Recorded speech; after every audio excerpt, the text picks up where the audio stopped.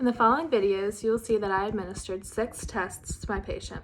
Those tests were the 4-stage balance test, the Berg scale test, the functional reach test, the time up and go tug test, the Tonetti balance test, and the 6-minute walk test. The first assessment administered was the 4-stage balance test. This assesses static balance of the patient. There will be 4 standing positions that progressively get harder.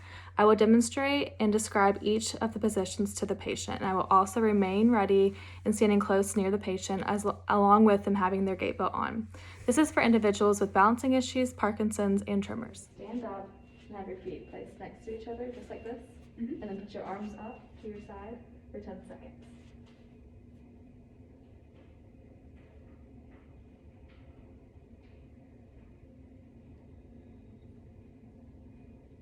All right, good job. Now the next one, you're gonna put your one foot in the inseam of your other, just like this, side by side touching, and then with your arms up again.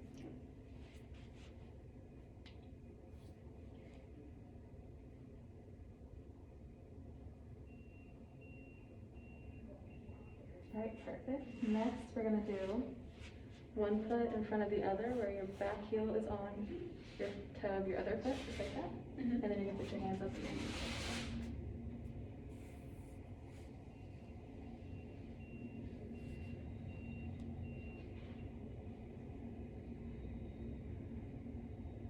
All right. Next, you're gonna go on one foot, whichever foot you want, and then raise your other leg up with your arms up, just like this. Okay.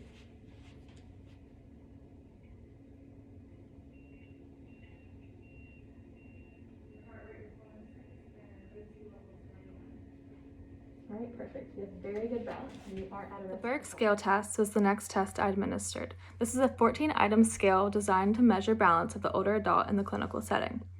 The rating is a 0 to a 4, and 4 indicates high level of functioning and 0 indicates low level of functioning. If you score between a 41 to a 56, you're considered independent, a 21 through 40, walking with assistance, and a 0 through 20, you are wheelchair bound. Patients who have suffered strokes, Parkinson's, muscle weaknesses, or any balancing difficulties, or for those who have fallen. Your balance, and I'm going to demonstrate every movement, and then you're going to just copy me after. Okay. So we're going to do sit to stand first. So you're just going to sit down, and you're just going to stand up without using your hands or your arms. Good job. Okay, now you're going to stand unsupported just like this for 2 minutes. And I'll time you.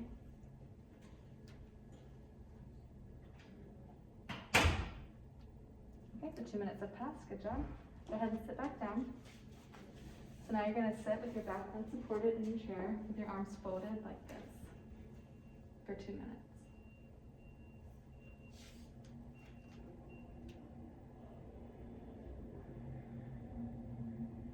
Okay, good job. All right, now we're going to do stand to sit. So you're going to be standing up and you're just going to sit down. Okay. Good job. Okay, now we're going to do a transfer. If you could just stand right there for me so I can show you. You're going to sit right here. And you're going to get up and move to this chair just like this. Okay.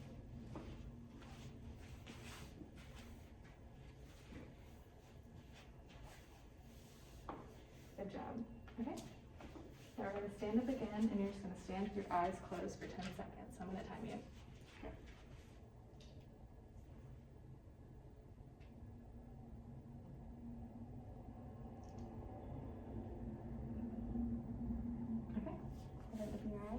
Now we're just going to stand with your feet touching together for 10 seconds.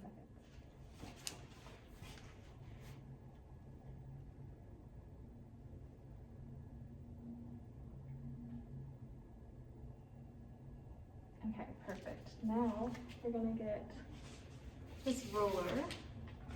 I'm going to put it right here, and you're just going to stand and move your arm as much as you can towards the roller. Okay.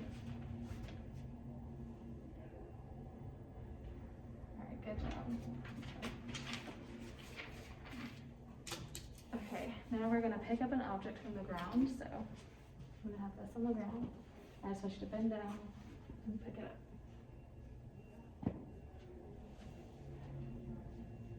Good job.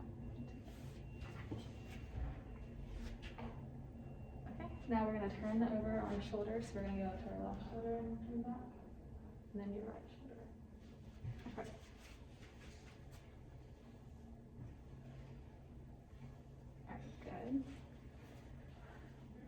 we're going to do a 360 turn. So I'm going to show you, we're going to go to the left first, and in the opposite direction. Okay.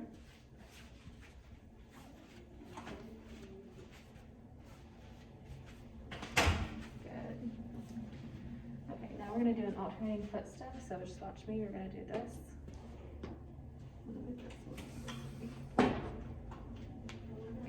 Just step right here. You're just going to step up with both feet, just like that.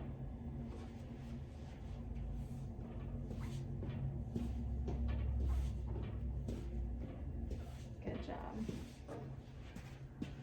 Okay, now we're going to do a heel to toe stance where you're going to put your one foot in front of the other, where your heel is on your toe of the other foot. And you're just going to stand there for 10 seconds.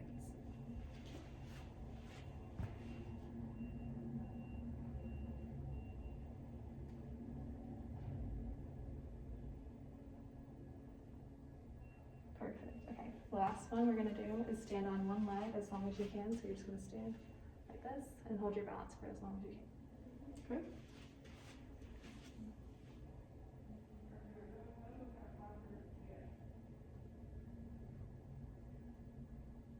Okay, perfect. The functional reach test is the next test I administered. For this test, you will need a yardstick placed on the wall. I will demonstrate how to perform this test to the patient. I will also be taking note of where they're standing and where their starting position is determined by their MCP joints on their knuckles, where they line up on the yardstick. We then will have the subject reach as far as they can with their arm, not moving their feet and keeping them on the ground at all times.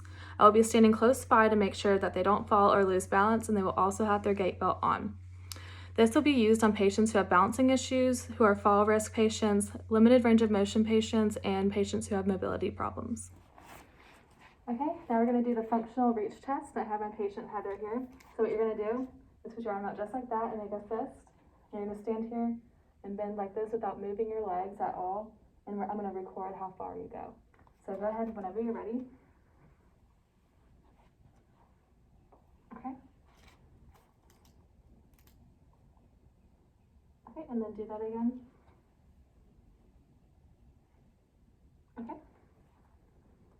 And I'm going to have you do it one more time. Okay, good job. The Time Up and Go test is the next test I administered to my patient. This test assesses mobility. It would be used for patients with unsteady gait patterns, a person who had a CVA, or those who have Parkinson's disease. I will also be standing next to the patient while they're walking for safety reasons, and they will also have their gait belt on for safety reasons. Okay, I'm going to have you stand up in a second, and then you're just going to stand up, walk to the line, and turn back and sit down. I'm going to time you while you walk, okay? Okay. All right. I'm going to use my watch. Okay, on the count of 3. 1, 2, 3. Go ahead and stand up and walk over there. Okay, and hit the line. Okay, and then turn back.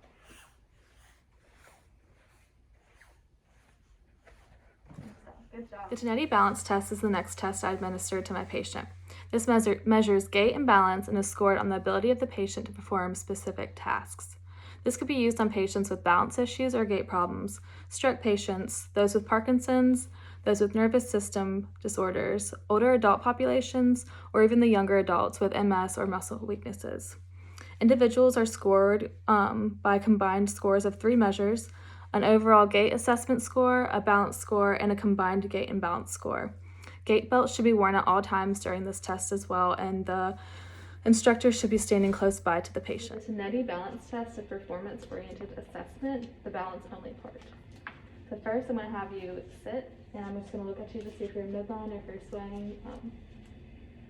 Okay, it looks like you are in midline, so that's good. All right, now I'm going to see you stand up from your chair to see if you need help with anything. So just try to stand up without using your arms or any parts of the chair. Perfect, okay. Okay, and then I'll add any additional scores for number of attempts required, if that needs to happen. Now I'm going to have you sit back down, and then I'm going to look at your immediate standing balance. So on the count of 3, just go ahead and stand up. 1, 2, 3. Okay, perfect. You look very steady. Okay, now I'm going to look at your standing balance again to see if you're standing and to look at your basic support, which you look like you're about shoulder length apart, so that's great. Very steady.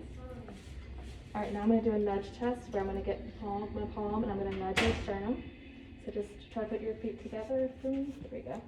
Just stand up. 1, 2, 3. Good, your balance is great. All right, now I'm going to have you close your eyes and stand there, and I'm going to see if you sway or anything or lose your balance. Okay, perfect. Look very steady. Now we're going to do a 360 turn where you just turn just like this. Okay. Perfect. You get very good continuous movement.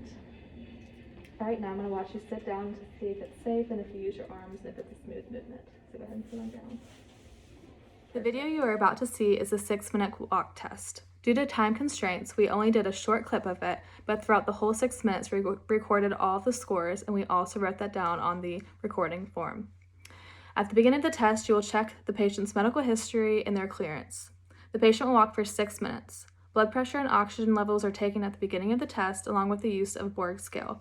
Throughout the whole entire test, you should be encouraging your patient, also asking them how they are doing. Scoring is the distance the patient walked in 6 minutes. Keep in mind during this test, you should be close by to your patient and have their gait belt on at all times. This would be used on patients with decreased lung function, endurance, bronchitis, or after a stroke. Blood pressure for the 6-minute walk test for before the test.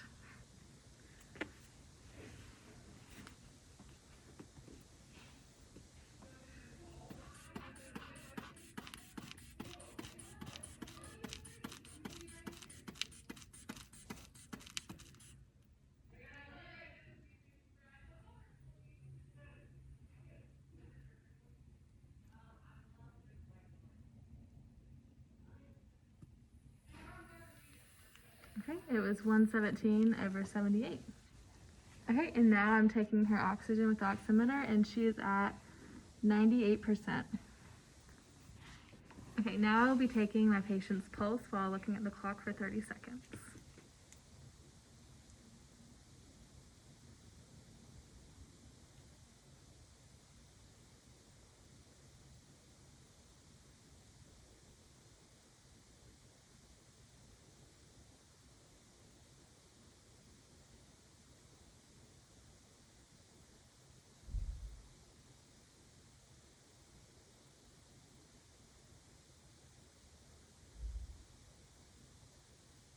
Okay, it was 74.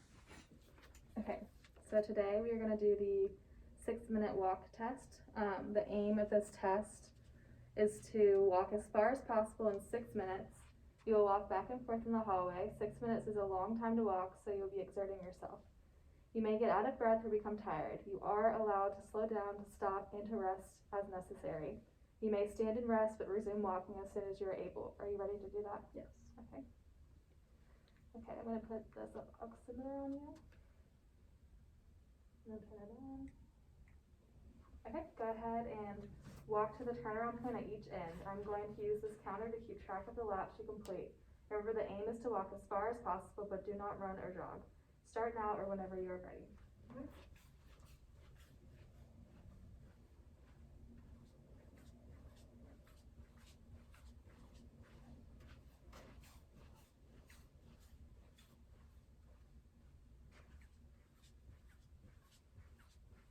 Keep up the good work.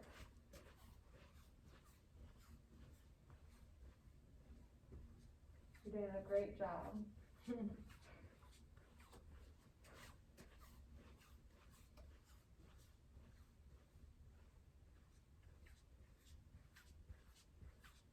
Nice job.